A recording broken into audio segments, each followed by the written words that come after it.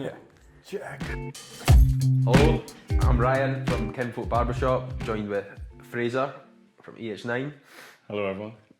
So yeah, we're here just the first episode, hopefully of many, talking about small businesses in Dundee and yeah, just how we got here and where we're going next. Where did EH9 come from? Why coffee? Yeah, so I've always wanted to be a business owner. I don't know what it was about owning a business that I was attracted to. I think as a young person it was probably making money. Yeah, definitely. And as I've found out the hard way, it's incredibly hard to make money. But so I was that kid that was like sort of selling cans of juice on the bus. I even did some haircuts. Brilliant. In the canteen at school. I called it Canteen Cuts. How did it turn out? Really, well, I was doing all right cutting people with curly hair, and then the first ever boy with straight hair came in, and that was literally dreadful. There was lines all over his head. I'm pretty sure his mum phoned my mum, so that put an end to that business. But it was a good lesson in only do what you're qualified to do. Oh, definitely. But Curly yeah, hair can be forgiven, so you got totally. a lot of room for error in curly hair. Totally. But yeah, so then I went off to uni, spent a few years sort of working. My other passion was rugby. So I worked in about Scottish Rugby, did some stuff with the pathway players there. But at the same time, whilst I was at uni, I needed a part-time job. And I started off in retail. But I'm quite like an introspective person. I like to reflect. And after some time there, I realised that what I was looking for was more human interaction, less transactional interaction, and more relationship interaction. So I switched over and I sent CVs around to almost every coffee shop I could find, because I just knew that would be the place for me to build relationships with people and have conversations with people. I imagine you're much the same when you're cutting hair.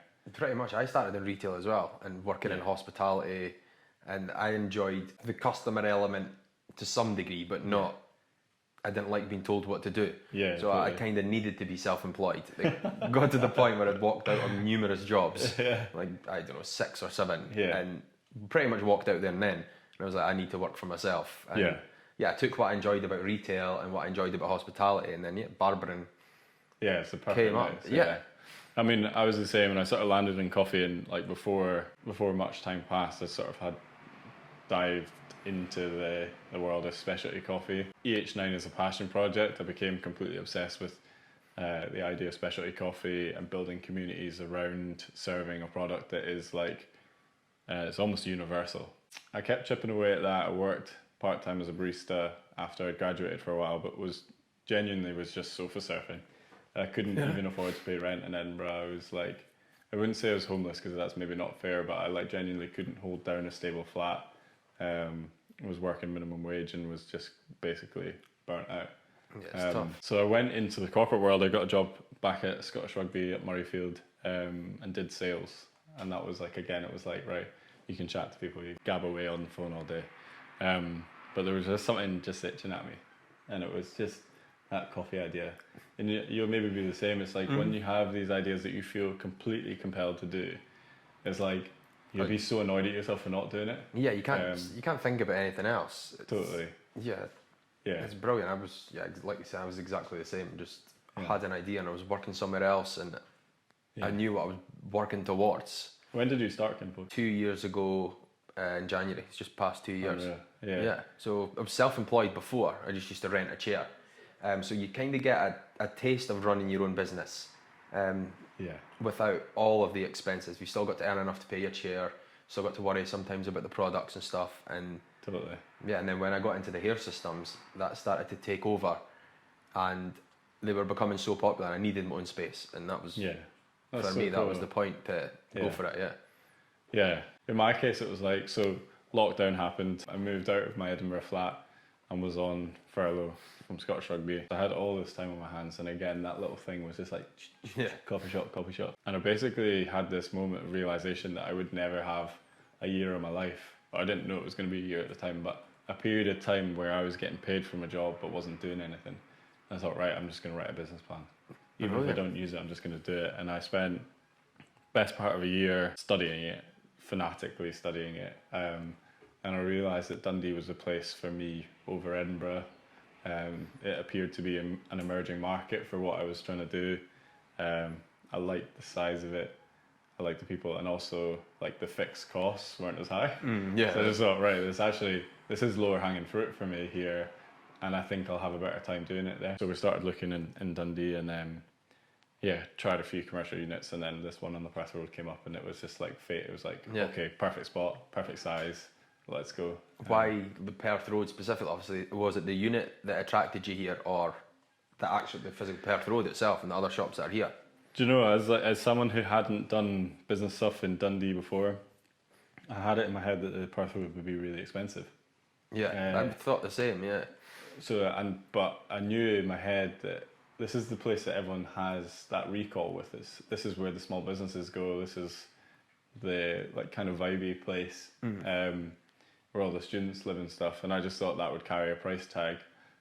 So I ended up looking other places, and then slowly, as you sort of like look at the population and you look at your demographics and stuff, you go, right, actually, these are the areas I need to be in, and particularly in service, because it's consumed at the point of need. The right time, right place. So you have to be in the right place, or within a mile of the right place. So that's where, like, essentially, it was right. Let's nail down. So I'd highlighted the Westport and the Perth Road. The day that I'd actually put in an offer for a unit on the Westport, which I don't mind saying now is where Newport Bakery is now. Okay. We both went for the same unit, and they got it. They had an established business, and they were a safer bet for the landlord. And property manager phoned me, and I was driving home. It was bucketing with rain. I genuinely crying in the car. You put your heart and soul into these things, and I'd started to imagine what EH9 would look like in that unit, and was driving home in floods of tears, and drove along the Perth Road, and I genuinely saw the guys putting up the sign for the unit that we're in just now, and it was like, okay, boom. Yeah, it's fate, like, almost. Yeah, totally. And it's like, that sounds like I've sort of fabricated that to make it like a movie, but it genuinely wasn't like that. And I hopped out of the car, I got the number straight away, and thankfully they had a key box there as well, so I was able to just go in and view the unit straight away. That's great. Yeah, so pretty crazy, a very lucky turn of events, but this is, in my head, the perfect location for my concept. It's brilliant. Obviously, with the students here, there's more and more businesses popping up on the Perth Road, and my story's not too dissimilar to yours. We tried in the Westport as well, and it was a council-owned unit, but they wouldn't allow it because there was a barber shop a few doors down. And obviously we're now here, and there's a barber shop a few doors down, and we've got a good relationship with them, and if we're busy, we send people their way, and vice versa. It almost works better being near like competition. Do you believe that? Is that something you believe, that more is more? Definitely, yeah. You don't ever see, I don't know, McDonald's without a KFC next door. Totally. There must be a reason for that. Like, totally. You can feed off each other, and people know if they come to this area of town, there's ourselves, there's another 1, 2, like 3 or 4. Yeah. And they'll know they get a haircut somewhere. Totally. And there's that rising tide lifts all the ships scenario where it's like, you got to have a street that people want to come to, don't you? Like, that's why the Perth Road is class, and like people like yourself add value to EH9, and hopefully we do the same to you. Oh, definitely. Like anecdotally, the number of people that say, "Oh, I'm just down for a haircut," and Ryan said, "Oh, you need to pop up and get we coffee." Try and point people up that way all the time, and like that, you guys, even you, the other staff, all come in here for haircuts. Yeah, totally. That's like something that, like, as part of in my business plan as well. It sounds like it's like insincere, but it wasn't. But I was so aware that the power that the barber shops have on the Perth Road, mainly because you've got a captive audience that trust you. Because you guys are by nature relationship builders. Yeah. You have this free-flowing conversation with people, and actually, if you like a product and you're an advocate for it, and that's the word that I like to use for marketing, like advocacy.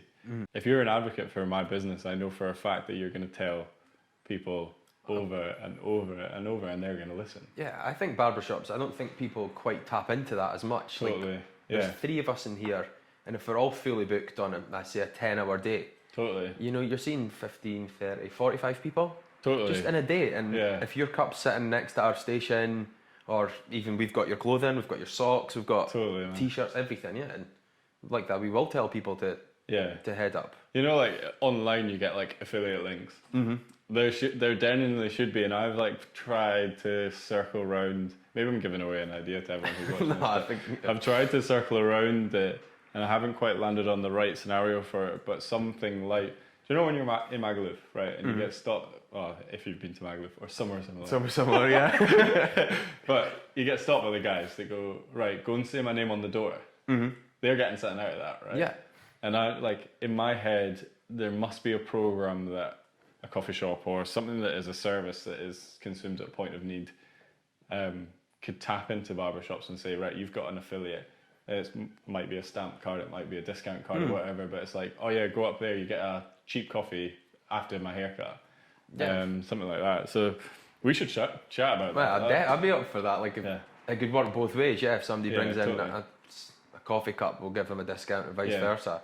Or like a discount on your haircut if you buy your barber a coffee. Yeah, there you go. Well, I'm having enough coffees every day.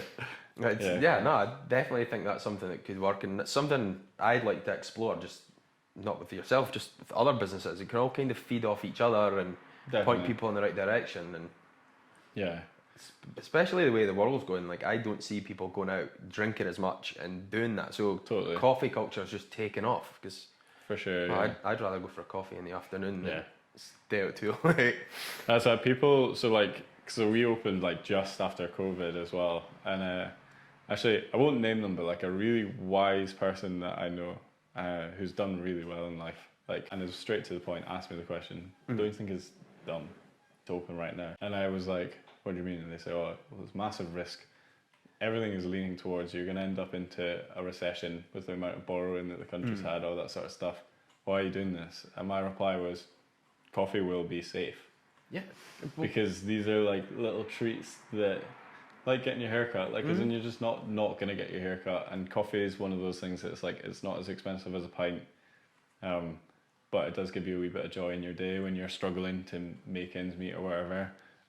The thing that we have to keep in our head is like, what is our value add? So the person who's spending £3 on a coffee isn't necessarily coming in for something that they need. They're coming in for something that they want, and often what they want is not the coffee. They want the interaction. Yeah. And they want someone to smile at them and make them feel good. They want to maybe bump into someone in the coffee shop or post it online and tell everyone that they've been to the coffee shop and say something about themselves. And that's really interesting, the way that the human behaviour works. We done that today. Like, I came up to see you today, and we have a coffee machine next door. Yeah. Well, not free, but close enough. Yeah. But totally. I don't know, once a day or once every couple of days, we still come up the road. Yeah, totally. Just as much about the coffee as getting out, speaking to you guys. Totally. Just seeing who's out on the Perth Road and what's going on. Yeah.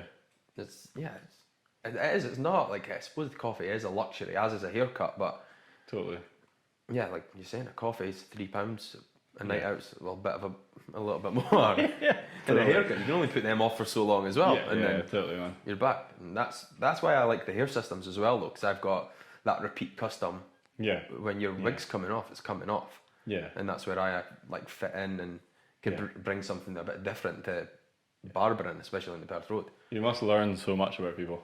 Oh yeah, you've got somebody in your chair for a full fit-in. I take about 3 hours. And people really, they open up in a 40-minute haircut or a half an hour haircut, never mind 3 hours. And it does get quite personal as well, because people can be quite vulnerable when they come in. You're shaving their head, you're fitting a wig. Yeah. And the fact that I wear one is the big selling point, and that puts a lot of people at ease. Yeah. But do you feel responsibility with that? Yeah, definitely. Like, I'll reply to people at 2 a.m. You know, if I fit like a system for them, I need to make sure their confidence is where it needs to be. Yeah, totally. And I'll be available anytime to fix it, to just talk them down, like whatever they need. Yeah. Yeah. That's class. I'm never quite settled after the first fitting until they've come in for a refit. Yeah. Yeah, and then I'm like, right, they're comfortable with it, yeah. Yeah, totally. It is interesting, and it's like, I don't mind saying it, like hair system, so I've got a receding hairline, and it's something that I've been mulling over, and that's one of the things that's like, draws me to trust you and ask you about it, and even just explore it is like, because I know that you are a sincere guy, that's like, it actually does matter to you, the way that people feel about their hair, and it's like, yeah, that's really cool, and that's like a level of authenticity that is really hard to mimic. If only there was a way to bottle authenticity. Oh, I know. Because I think that is genuinely, people ask me that quite often. Sorry, I'm going off on a total. No, you're right. Here, but people ask me that all the time, is like, what makes a small business successful? And often there's a concoction of factors, but actually at the core of it is just authenticity, online and in person. Does that make it hard though for you to step away from EH9? So say you go and do something else. Totally. Because obviously saying about the authenticity and the draw is like myself, the hair systems, I'm the draw because I wear one. Yeah. You're the draw with EH9. Yeah. Because when people come in, they like to see you. Like, totally, and it's like, I think it's something that from a very early stage in the project, we'll call it. I actually always like to call it a project because it's still ongoing and we're still working on it. Like, I was so aware that if I built a business that was around my face and all that sort of stuff, I'd never get out of it. And it's not that I was like jumping to get out, but I have visions to scale this thing. Yeah. So I think the important thing is like, hire people that you know, you trust and you like. Definitely. And invest in their stories and communicate their stories. And that's like, we'll talk about online just now, but it converts into the way that you communicate with customers all the time as well. But like the Instagram is not just my face, it's everyone's faces, and there's little stories about it. And like, I think we've got the luxury of like, the brand is very like happy-go-lucky and playful and stuff like that, so we can just like fart about on camera and show people's personalities and just have fun. And actually, like, a lot of like what I'm shooting on my phone or whatever we use for social media is when the guys don't know they're being filmed and they're just pissing about and having fun at their job. Yeah. Because that's the main thing, is we want them to like the place, and that breeds out to the public. Then they go, right, okay, this is a community where customers and employees have this mutually beneficial relationship that transfers online, so that when you post a picture of you saying you're going to open late, it is because the public wants it, not because you want to make more money. Yeah, that's good. A good way of looking at it. Obviously we've spoken a lot about social media and stuff, and I'm trying to make this more of like an experience. So see, on my social media, I don't just want lots of photos of haircuts, although that's the product. I want to show that being a barber is good fun. Like, totally. But it is really hard to capture that sometimes, because you're all cutting hair, and I think that's good. Just setting a camera up and just not even tell the guys they're being filmed and see what comes of it. Especially though, you know Daryl, so who knows who knows what. I think he could have a series himself. Totally, man. He's great. And like you're saying, investing in the staff and stuff, and that's something we've got. We've got Daryl. He's been brilliant for here. He just speaks to anybody and everything. He knows so much about random topics, which as a barber's brilliant. And then we've got the young guy Alex, who's been a friend of mine for years, and he asked me if he could basically take the chair that we've put the rent up, and we've waited for him, and we're putting time into training him, and it's brilliant. We're all three of us are just pals. That's exciting. That's the most important thing, isn't it? Yeah. So do you like, presumably you've done hiring in the past, do you just trust your gut on it? What do you do? Pretty much, most of the time. So there's been a couple of people we've said no to in the past. One person we've actually had to say, look, this isn't for you. But you kind of take other people's word as well. Like obviously Daryl, we had a mutual friend, and he said he'd be a great fit. And we just went with it. And then Alex was, like I said, one of my pals. I'd been cutting his hair for years, so it just works. And going forward, we'll wait and see. But now going forward, it becomes a team decision instead of just myself. That's fun. Because we all need to work with whoever comes in next or whatever we do next. Totally. And like it's not always just about money. Like if we can all make some money, then it's brilliant. Totally. And we'll want to stay together as a team if we're all doing well together. That's what's exciting as well. Because Daryl, he brings his own ideas to the table, and Alex will soon as well. And that's cool. It's quite cool, especially like Daryl's ideas. They're brilliant. They're not stuff I would have thought of. He's into his anime and stuff like that. It's not something I've ever seen. And he's like, I think he spoke to you as well about doing like viewing nights and stuff. And it's cool. It's just got a bit of a twist, and that's not like, I don't want this to just be a barber shop. Totally. Like it is like a bit of a community, and hopefully we can extend that out, and that's why we've chosen the colours and everything. It's not a male masculine environment. Sorry, we've got all types of people coming in, and totally, it's what works for us as well. Definitely people feel safe in here, which is nice. Especially with having the back private room. That's a big thing. Totally. You know, people can be a bit more vulnerable through there, and it's nice. It's actually like, it's something that is totally different about your space is the fabric of it. And that's like, it is really interesting how like the fabric of a building or a cafe or a barber shop or whatever really like gives the customer messages about who's inside and how they can relax. Yeah. Like that. It's like, we'll treat you with so much respect that we've got a separate room for you. If you want to go in the separate room, you've got the respect to do that. And that's like, yeah, that's super cool. And we'll do that sometimes if, say, like Daryl or Alex, if their client wants in that room, then we'll just swap. Yeah, totally. You know, it's... Yeah. It doesn't all need to have our own private room, so it's good because we're still like a bit of a unit, still have a laugh, and Yeah. yeah, we do have. But Yeah. you've done similarly. You've chosen bright pink. Yeah, man. Yeah. Yeah, like the hot girls drink oat milk all over the window. Like, I remember when that went up, and some people liked it, and some people weren't sure. Yeah. Yeah, But it was. constantly seeing people snapping about it, just saying, yeah, hot girls do drink oat milk, and they're just Yeah. holding up a cup outside your window. And Yeah, totally. It was one of those ones I always knew it was going to be on a knife's edge, but yeah, it's funny. yeah, it's It worked. was funny. But yeah, we do really think critically about how we do that side of the business, and like I've started saying we because it's not just me now. It's like it's the whole team. But like as you say, the colors and stuff like that. We just like we want to communicate like happiness. That's like the main thing. Is like happy and playfulness. Like on the website, the first thing you see is like it's playgroup for adults, and it's like That's brilliant. because I like the that. core of the business is exactly the same. You're coming in as a social space, and it's like playgroup, and you just come in to kick about. It's so unimportant going for a coffee. Oh, yeah. But so important to people, and that's it's really powerful. Especially like up this end of town, you've got students, young professionals, got everything. It's, Yeah, man. Yeah. Yeah, you need to have. You can't. Yeah, that's class. Yeah, it's what do you think about what's happening on the Perth Road? Like, seen a slight changeover of the businesses? I think so. Yeah, there's quite a few that have left and that are closing. The ones that I thought would do quite well, and like obviously some have moved. Like Haley across the road, she's doing incredible, so she doesn't even need the space anymore. It's still difficult because the prices, although the Perth Road's a little cheaper than the city centre, it's still not cheap. Yeah, exactly. Yeah, and like the thing is, like no one will be surprised when you say like, oh, the costs are going up or whatever. Do you feel the pressure as a barber? What sort of costs do you find that go up? It's mostly the energy's been the big one. Obviously trying to keep the space heated is tough.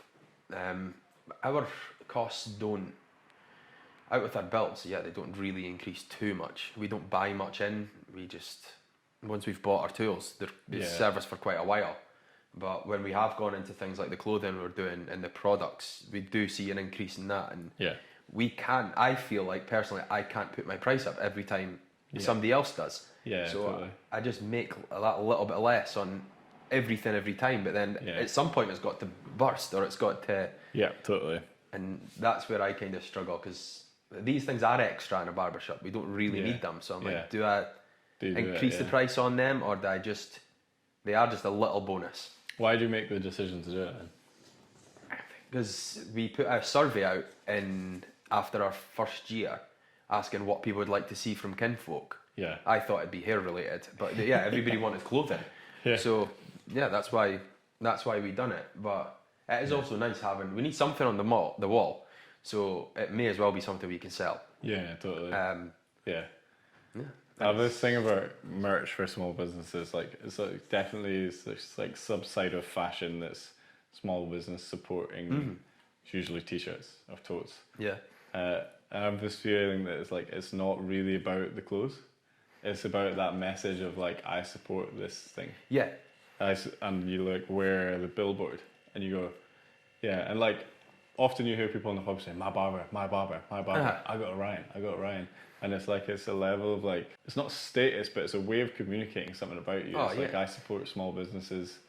I shop locally, all that sort of stuff. But also I care about how I look. I've got a wee bit of money. Maybe that's comes into it. And it's the same with like the coffee shop. And like, someone gave me some advice, like just when I was starting, they're like, if you really want to sell merch, then you have to have something emotional for people to engage with. Okay.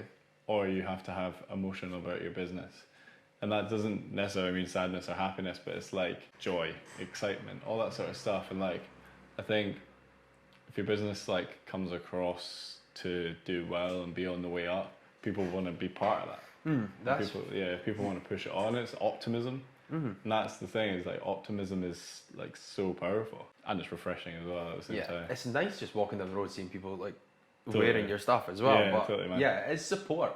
Like we've had some people come in and buy the clothing that don't come here for haircuts because they have their barber, they're loyal to them, which I respect as well. But it's a way of them showing us some support without coming in day to day. And recently, since we started selling it, as the weather's been getting nicer, we've had somebody in India wearing our clothes, and they took a photo, wanted to snap it. We had, today was Portugal, yesterday was Milan, we've had Paris, That's class. we had the guys away to Abu Dhabi, so he bought a t-shirt. And it's now almost becoming a thing that like some of the clients are like, oh, I want to buy one, so when I go on holiday, I'll take a photo and show it, like... Totally, yeah. And that's nothing we started, that's just a guy, one of my clients wore it in Edinburgh. Yeah. And I was like, oh, Kinfolk spotted in Edinburgh, and then it's just...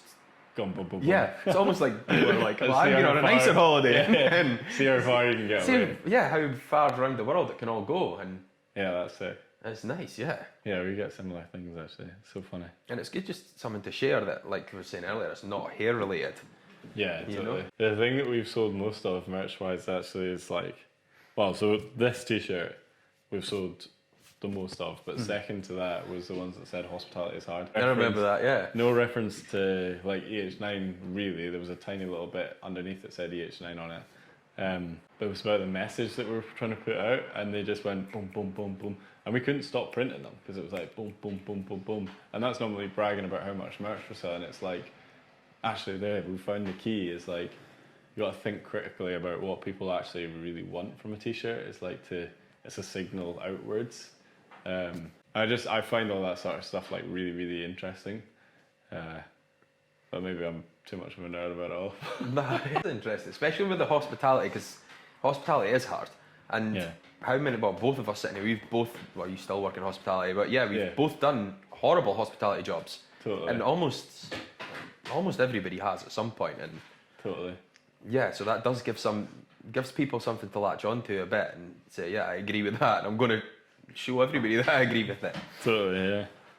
No, that's good. That's a nice message as well. Yeah. Are you going to take the clothing further, or?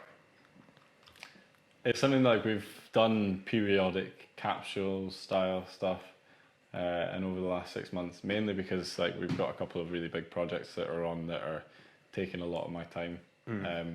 We've gone for more of an approach of like we'll have a consistent range that we've got all the time. But the main thing with our merch is it's like almost like it's like project based again, so it's a collaboration with someone, or it's about a new season or whatever. And I think we'll continue to print merch for as long as there's an appetite for it. And people say, oh, why don't you do like a full range and do a full clothing shop? And that's like, actually no, that's maybe like getting too carried away about what it is, because without the other side of the business, the merch means nothing. So it's like that is the coffee shop, and the lifestyle stuff is like our main, and the events are our main business. The merch is always going to be a benefit. But like you say, it's like, so a cup of coffee, like we've just finished these will go in the bin, they'll be recycled, hopefully. And that's it, it's gone. And like maybe we've got a memory, but actually like 10 times out of 10 you probably don't remember what it actually tastes like or whatever, but these are like longer lasting, and that's like the thing that we're trying to do, is like trying to timestamp, and these have like July 2024 on them or whatever. We're trying to create memories for people. That's like the main thing we're trying to do with it all. But yeah, I love that sort of stuff, and it's a nice way to be creative as well. Yeah.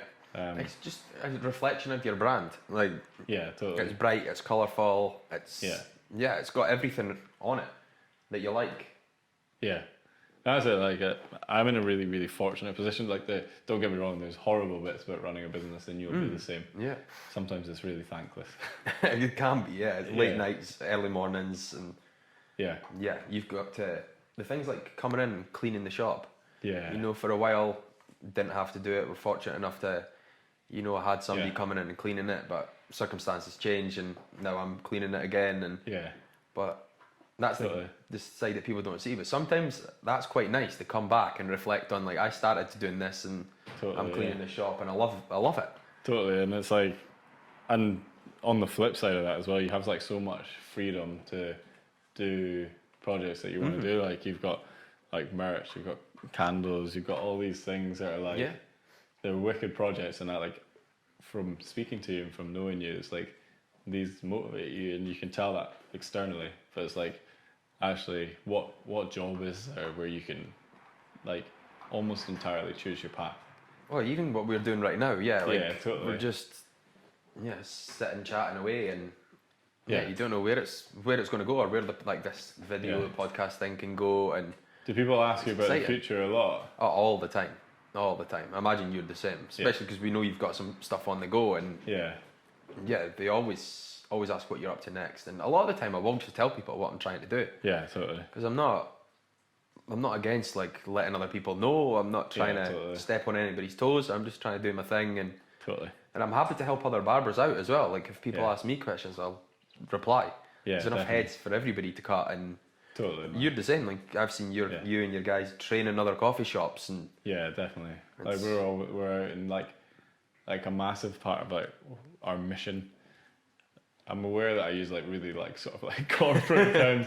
I don't come from a big business or whatever, but these words do carry weight, and like our mission, our purpose, or our reason why is like we want specialty coffee to be a thing in Dundee, and actually like part of that is us doing well, but the other side of that is the others doing well. So like we want to share the knowledge and grow as people by teaching other people and bouncing off each other. So it's really cool, and like I think that openness, and like you say, your openness as well, is like one of the reasons why the Perth Road is so nice. It's really cool. You just kind of point each other, point everyone to other people's businesses, and it's good. But what do you think though about the city centre? Because I feel like having worked in there, it's not quite the same vibe. No, I think maybe it's like more people picking at the same carcass, and there's more. I don't know. In my head, like business owners, and I'll think introspectively. Actually, I'll just refer to it as I find it much easier to be open and sharing of knowledge, and happy for people to go other places for their coffee and stuff like that when it doesn't threaten me. Yeah. And there's an underlying belief that no, it won't threaten me, it will build this system and blah, blah, blah.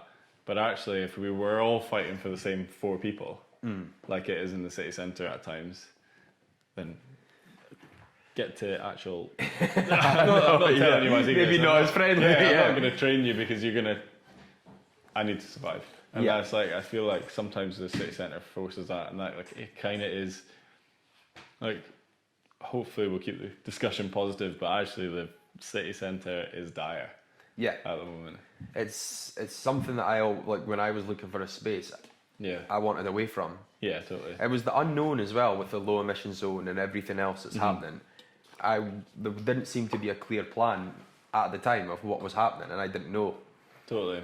Yeah, exactly. Whereas up here, we've got this free parking outside for 45 minutes. It's free in that car park for 2 hours. Yeah. You're £2 all day. Yeah, exactly. Because that cost gets added on to the price of a haircut. Yeah. And the Perth Road is there's more people just walking around, or it feels that way with the university being so close. And yeah, totally. There's the luxury of time. Like that's the thing. People are just moseying around here. Yeah. But yeah, like you say, I wouldn't, certainly at the moment, wouldn't go near the city centre. And we've looked at a few spots and gone, oh, that'd be all right. But actually, we'd maybe need to sell 12 times more coffee to be there. And just go, actually, it takes a fool to work harder for the same money.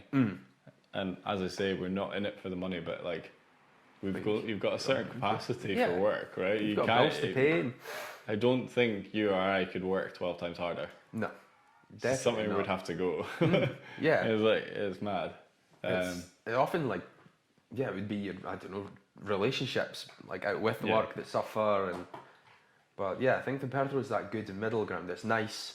Yeah. It's not too expensive, and it still feels a bit up and coming as well. There is more stuff opening up, and I know a few people looking at it at the moment, so they should come. And exactly, and businesses like yourself, like there wasn't really specialty coffee up here. Yeah, and now people are coming up here, and just to visit you guys, and that obviously helps us as well, because to get there they need to walk past here. Yeah, and vice versa. Yeah, exactly. So it's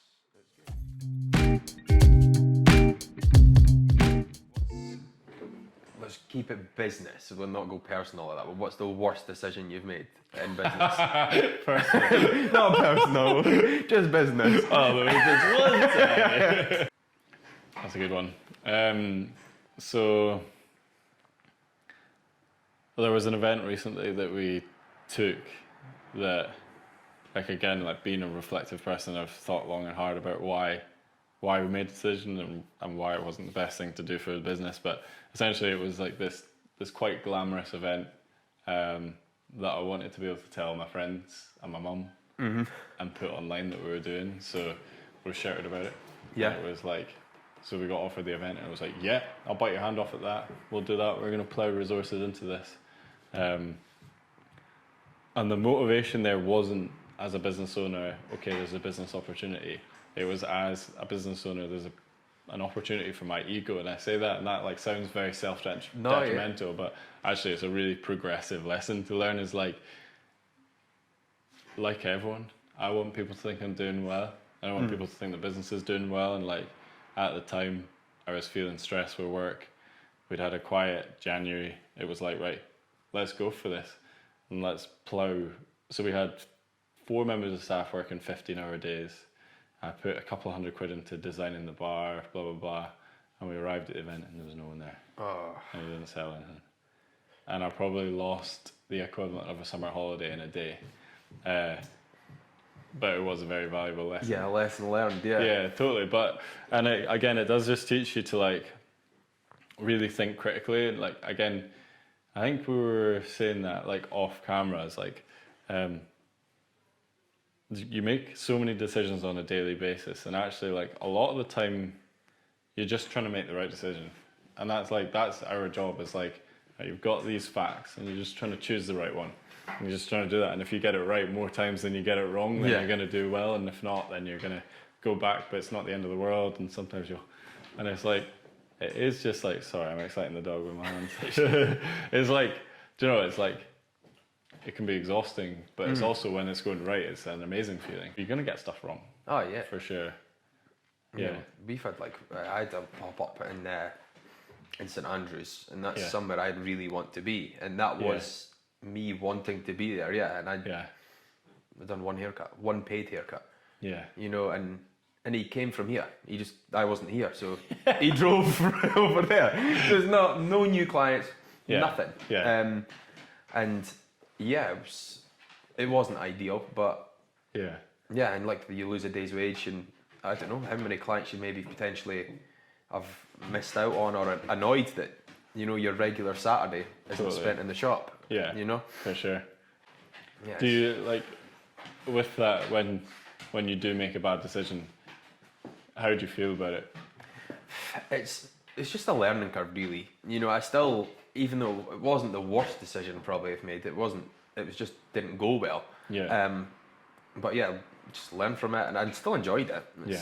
But do you find it easy enough to just keep going on? Yeah. Yeah, it's a little bit different for us, because obviously I earn my money when I'm cutting hair, and if I'm not cutting hair, I'm not earning money, but I don't have like the same outlay as you do, because I already have like everything my kit just comes with me. I don't need extra stuff. I don't need to pay staff. Yeah. So that helps with the risk, but then also the reward's a lot smaller, because I can only fit so many haircuts into my day. Totally. Yeah. Yeah, that's it. It's like, sometimes it's really nice to have the shop just ticking over in the background, but sometimes it is that pressure, like what's going on behind me whilst I'm on my day off or whatever. But I do find it quite easy to get a day off. What's your work-life balance like? Mine is good. I'm only 4 days a week. So it's really good. I still pile the hours in. Like Thursday night we're open till 10 at night. Monday 7, about every day 7 really. Yeah. But yeah, mine's is good, and that's something that was important to me. A lot of guys I know, like when you watch any sort of business podcast or anything, they're all like work. You need to keep working. But I find I work better when I've had some time off. Yeah. And on my days off, I'm still working. I'm still doing little bits. You never switch off. Yeah, like yesterday I was up in Aberdeen doing a training day. Tomorrow, just yeah, there's always something on. Yeah, totally. You know? Yeah. Just meeting up with people, like we've met up on our days off and just share ideas and see what Totally. happens. Yeah. Yeah, exactly. But yeah, work-life balance is probably the best it's ever been, I think. Yeah. Yeah. Which is nice. That's amazing. Yeah, it's so important, as you say, for the longevity of the business. It's like, because that's one thing that people who are just about to start a small business, they ask me is, how many hours do you do? What do you do? Blah, blah, blah. And it's like, there's a bit of a responsibility not to be like, oh, kick the arse out of it, Yeah. blah, blah, blah. But then, like, I'll be realistic. At times, my work-life balance is not good. At times, it's really good. Over the summer, I can take 3 weeks off, but in our high period, it's like, you're just gunning. But I think reflectively, that's why at points I've been like, I can't do this anymore. Yeah, it's tough. Like, and like you're saying, summer you can take the 3 weeks off. You can get that. We don't. I do the 4 days, but I don't really take time off totally. as such. Yeah. But yeah, there are times when you just can't. Yeah. Totally. Or you feel guilty for doing it. You know. Yeah. But. Yeah, exactly. It's the trade-off. It's so much better working for yourself. Definitely, like, for sure. I really enjoy it, and it does let me explore ideas and try stuff like this. And then, yeah, like I've spoken about my future plans, and having those 4 days allows me to explore them. Yeah, yeah, which definitely. is, yeah, I think is important for the growth. Like if I was trying to do that whilst working 100-hour weeks, it's impossible. Yeah, exactly. You know, you're half-arsing everything else. Totally. Yeah. Well, it's good, but like, what are your plans like for expansion? You want to talk about that? Yeah, definitely. So like, I think probably by the time this goes out, we'll have announced our second shop. Yeah, brilliant. Yeah, we've already started working kind of on it, but we're waiting on building warrants and things with the council. But excitingly, we've got our second store that's going to be opening probably in the spring. That's been an exciting project, but one I've been working on for probably 8 months. Well, yeah, I remember you showing me some plans and talking about it. Totally, yeah. It's really exciting. Well thought out, and it's been a labour of love, but we're super excited about that starting. The main goal of that is, so like for example on the Perth Road, we'll probably turn away 50 or 60 tables a week just by being over capacity, which is a really great problem to have, but it's also like it is a business problem that we need to solve. So we're trying to split our group essentially. So we're opening a second store fairly close to our current location, and the hope is that will just dilute both crowds. But it's also an exciting business opportunity with some few developments around it and things. So that's cool. But what I'm trying to do with the business is like, and the longer term thing. So actually now, because this progress has happened and we're imminently about to open this becomes in the short term goals, and the longer term goals is to continue that expansion. And it's not to make me a rich person. And it's certainly not to make my life any easier, because it's not going to do that. Yeah. But essentially what I'm trying to do is create pathways for people. Like I've found anecdotally in my short career, but also in my short time running a business, that there's a saturation point with your staff where they get to a point where you would like to give them additional responsibilities. And you want to say to them, I really value you as a member of staff, but they just get to the ceiling. And what I'm trying to do is create a pathway for people, but also like just keep spreading this whole message of like community spaces are here and they're here for good. We're not a charity, but we definitely serve the public in a way that is more valuable than just coffee. And I have like this sort of internal now obligation and responsibility to keep spreading that out. But it's super exciting.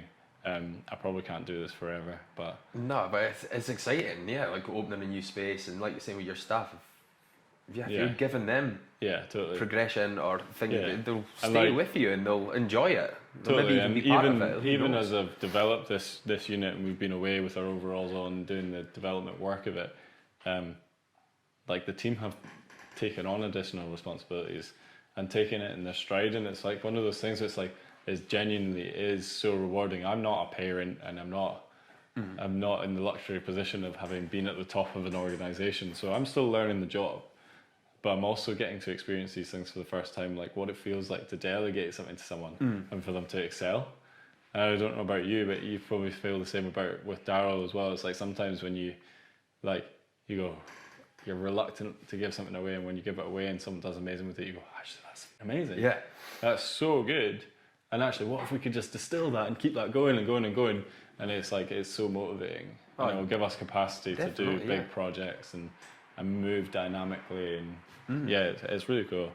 That's cool. We, like you mentioned, Daryl, like the guys in here are self-employed, and it's quite difficult to find that line, because obviously they're not staff, they're all, you know, but you do need to help them as well at the same time. Yeah, totally. And yeah, it's good. And then like I'm trying anyway, we keep the chair rent really low. Yeah. 'Cause, I want them to earn as much as possible. And Daryl came to me with a t-shirt idea he wanted to do, and we're like, well, here's the supplier. Go and do it. You go and do it. You can do it in here. You can do it. That's all your money. That's all your. And if I can keep giving them, like, not even giving them, if they come to me with projects, exactly. and I can even just provide a space for it to happen, then that's brilliant. Yeah. And totally. How do you maintain the identity of your brand as different projects happen, as just different ideas? We haven't done too much. You know, it's all still quite small. We're just a small barber shop. The clothing, it's quite simple, as you can see. It's nothing. The products are all quite simple, and that's just what I'll continue. I'll just keep it all as simple as I can, and as welcoming as I can. Any sort of projects we go on to do, the next shop, that we do have a proposal in for one. That's cool. Which we spoke to you about before, but I'll just try and continue this on here, and even the guys like Daryl and Alex, even take them there, because they're as much a part of this as I am. Yeah. So take them to the next shop a couple of days a week, or if they're happy to go, then and then that'll just keep the integrity of the shop, and it won't lose its charm almost. Cause are you happy to talk about your plans? Yeah. So we had a proposal in for a shop in St Andrews for just over a year, maybe. There's building work going on, so they can't tell us if we're getting it or not, which is difficult. So I'm kind of in limbo now. Do we spend some money elsewhere, or do I wait for this one? Because there isn't. We don't have an unlimited pot. It's just money that I've saved up personally as well. We managed to start this without a bank loan, without any loans, and that's helped the growth massively as well, because there's not that payment every month that needs to be made. Yeah, totally. Yeah, that's it. You never really know. I don't know what's the driving force. Is it? Because I love St Andrews. I like going there. I walk the dog there. I just like it. It's just a nice place, and there's a constant flow of students. So I feel like in a student sort of town, every year there's a couple of thousand more people. So if you don't quite hit it right, you can adjust it, and you only have to wait another, not even a full year, an academic year, and then boom, there's another couple of thousand, and then you can hit them. But I'll see how that goes, and I've looked into lots of other things, and that's something that I'm going to talk about on the next episode with Mr. Moneyjar, friend Timmy. He's a financial expert, and I'm going to see what's right for people like you and I, small businesses. Totally. I'm sure it'll add so much value, because from me as well, I'll speak on behalf of small business owners. It doesn't matter how well you think you're prepared for these. There's so many outstanding question marks, and one of them's how much do you pay yourself? How do you make sure you're going to be all right when you've got a pension? How do you safeguard yourself? All these things, and it's you definitely, as a young entrepreneur, and I hope you don't mind me saying entrepreneur, but I quite like it. Entrepreneur is you definitely have value to give to other people, and it's again, as we've circled around, it's that's so important to share these things, isn't it? Definitely, because we can help other people, maybe even start younger than we did, or because I'll not be here. I don't want to be standing behind a chair into my 60s, you know. I get a sore back doing it now. Exactly. Well, if we can keep sharing just knowledge, and the next business that pops up will be better than ours and bigger, and then who knows? Just improve on somebody else's design, and totally, man. That's all we can do. That's so cool. No, it's nice to see you doing well, man, and actually, I've got a question for you, but I hope you don't mind me asking you. On you go, sorry. As your business grows, do you fear that people will stop that need to support you because you're no longer small? I don't think so. I feel like as the business grows, there will be some people that won't support you, but I do think as long as I continue to be the face, then you'll always have that sort of base support. You know, a lot of my content that I put out, like it does okay, but then when I'm in it getting my wig fitted, I feel like there's a lot more support when I'm there. Like when it's more personal, whether it's me, Daryl, Alex, anyone, when it's personal stuff, that does well. But totally. But yeah, I imagine there will be a point when almost, because it's such a personal thing, like you pay the barber right there and then. Yeah. There's always that fear of if you start doing really well, will people want to stop funding that? Yeah. You know? Yeah. So you have to be, I'm quite personal with my lifestyle outside of work. Yeah. Because I don't know, like I always got this fear of people thinking they're funding my lifestyle.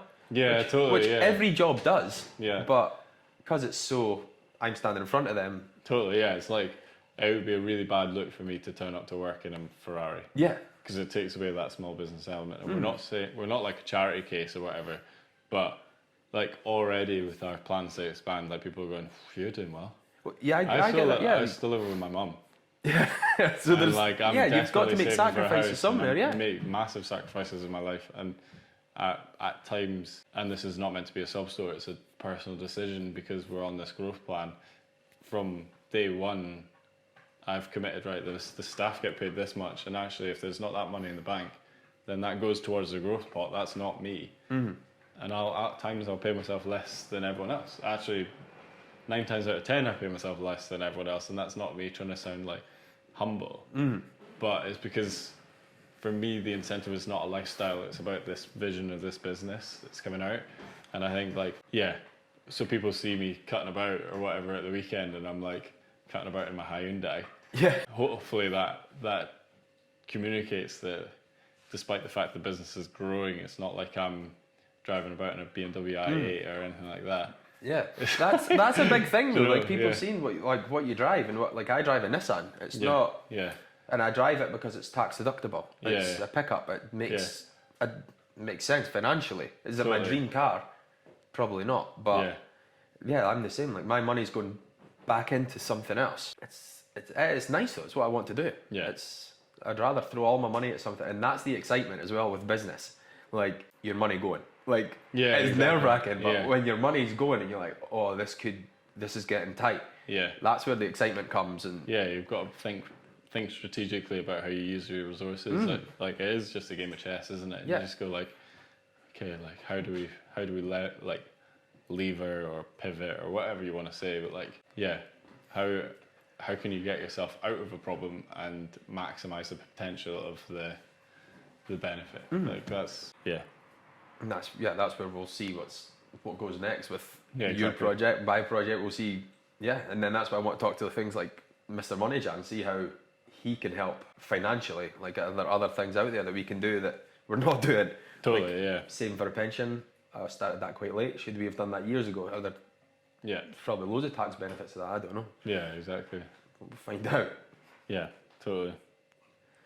But I think that's probably a good place to round it off. See, Thanks for having me on, man. Nah, thank you. Cool. It's been good fun. The first one.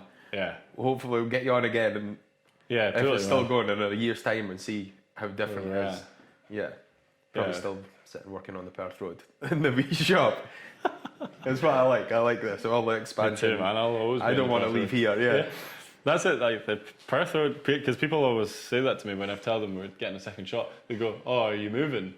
I'm like, no, it's an addition. Like, we'll always be here in the Perth Road. Like, this is HQ. Yeah. Like, this is where we started, and this is the perfect place for us. We'll never leave the Perth Road if we can afford to stay. There's always that, But it's super cool, and hopefully the community shapes around us, and we get loads of mates that we can hang out with. But that's it. Well, we'll leave everybody just now, and we'll go off and talk about the discount coffee for haircuts.